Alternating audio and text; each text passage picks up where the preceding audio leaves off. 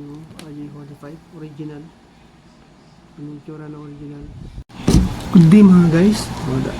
Gagawa tayo ng UTP cable o local LAN cable. Dapat meron tayong tester para sa LAN cable. Meron tayong crimping tools. Tapos kable na gamitin natin. Ayan. Puti. Tapos meron tayong RJ45 original. Yung itsura na original. Mas papingin mo siyang ganyan. Matigas. Tapos meron tayong cup. Gamit kong cup ngayon ay kulay gray. Ayan. Kasi kulay gray yung dulo nito. Okay. So, palataan natin ito. Ayan. Ayan. Tapos may color coding po ito. White, orange, orange. Ito yun. White, orange, orange. White, green, blue. Pag-iwalay yung green saka white, green. So, white, green, blue. Kunin natin yung blue. Tapos blue dito. Tapos green. Tapos brown. White, brown, brown. Yung tamang color coding dito.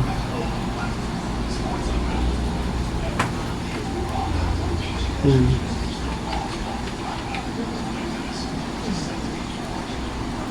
Bali, gandahan nyo lang po ang pagka pantay. Dapat pantay po ito.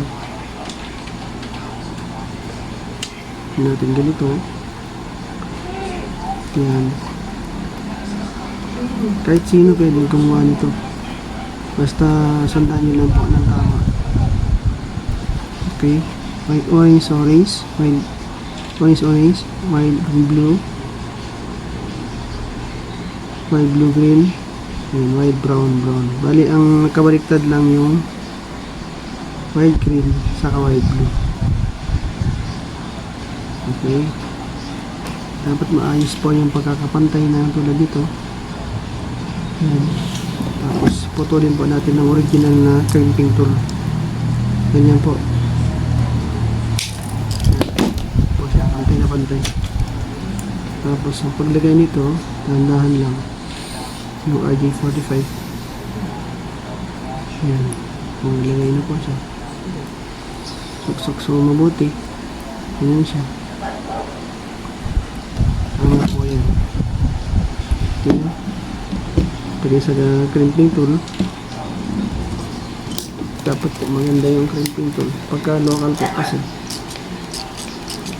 madalas nag-error ka. Hindi na po magamit po ulit yan. Pagka mali, putulin siya pagka mali. Pwede wala na po ito. Yung iba kasi gumagamit po ng tumatagos yung kable sa dulo.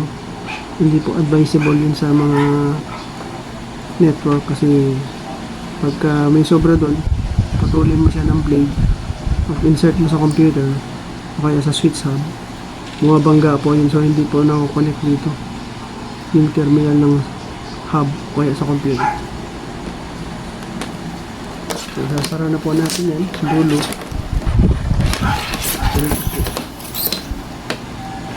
Yan. Yung bubagsaran niya. Yan. Tapos paano natin malaman na good?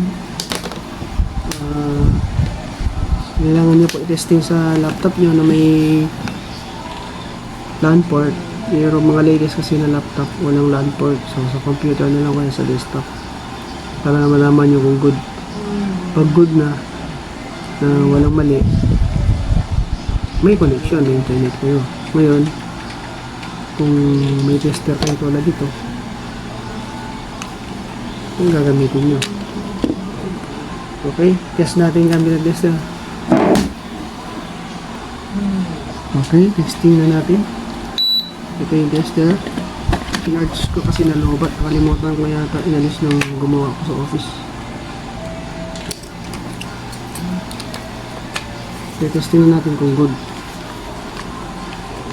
yung gawa natin. Walang problema kung magkamali ka, basta mayroon kang packet ng RJ45. Lahat naman nakakamali. Wala namang perfect. Okay, testing na natin. Dapat ang ilaw nito ay 7. 1 hanggang 7. Pag good. Okay.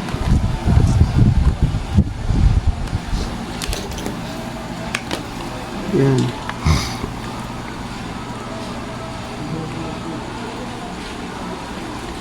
So, may mali. So, ibig sabihin, may kalawang yung dulo ng isa. Kasi luma yung isang yun. So, palitan natin yun. Wala yung 1 saka 5. Wala yung 1 saka 5.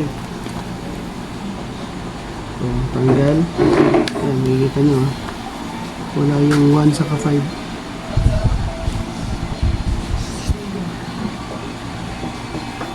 So, mali yan. Ayan tayo mali yan. So, gawin natin. Kasi luma na ito, kinalawang. Palitan na. Putulin natin.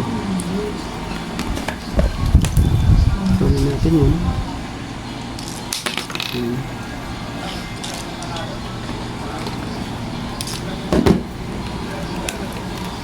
Yan uli. Uli yung color coding yun.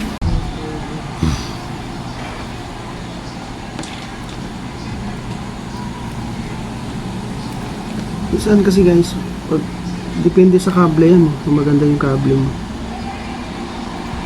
Pero kung hindi, mas maganda hindi nagmamadali, walang nakaka-perfect kung nagmamadali.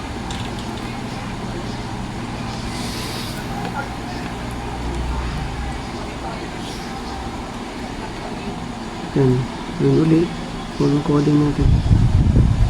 Yan.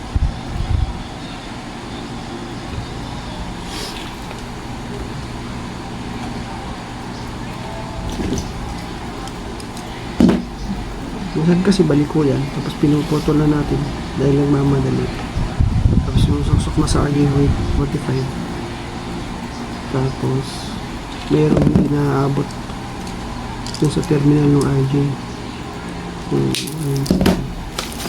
So nakadalawang RJ45 na tayo. Okay, ganun ulit. Susok. Yan. Tapos crimping tool.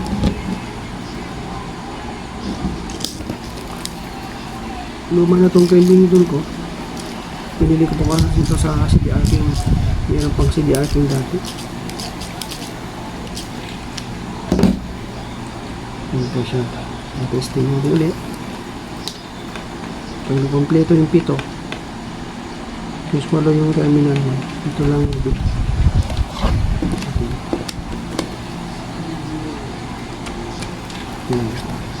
Yun guys, 1, 2, 3, 4, 5, 6, 7. Good yung kable guys. Kahit di na po testingan sa computer, okay na po yan. Good na po yan. Walang palya yan. Experience ko na yan, matagal na. So, good tayo. Sana nakatulong yung video na ito para sa mga baguhan na estudyante na gumagawa ng LAN cable.